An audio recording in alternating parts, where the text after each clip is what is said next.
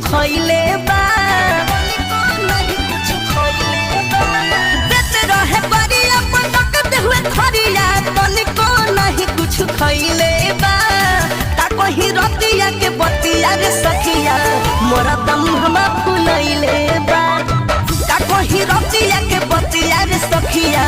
मोरा दम हमा फुलैले बा।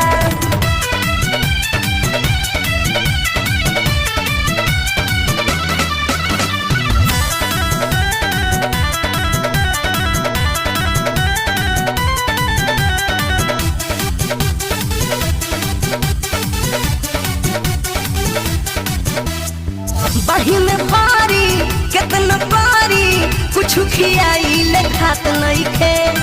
कुछ खियाई ले खात नहीं खे बही में भारी कितना पारी कुछ खियाई ले खात नहीं खे रुसल रहेला कुछ न कहेला यही नु चाल से मोटात नहीं खे लगे नहीं साटे दूर हमसे हटे खूबे नु खीस बरैले बा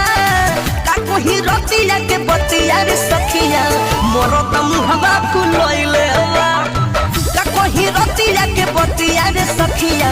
मोरो दम हवा फुलैले बा।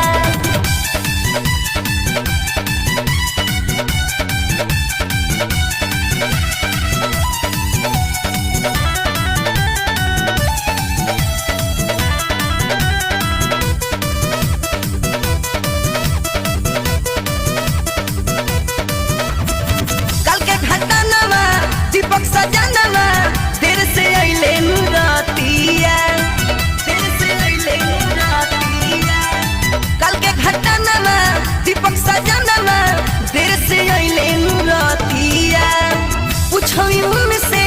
कहां रहुआ सखी रे बस इतने बतिया बिगड़ गइल बा कैसे समझाई जाहिद के संग जब से धइले बा कहीं रतिया के बतिया रे सखिया मोर दम हवा फुलैले बा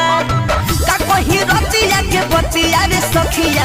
मोर दम हवा फुलैले बा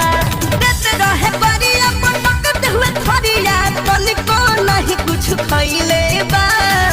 कहीं रतिया के बतिया रे सखिया मोर दम हवा फुलैले बा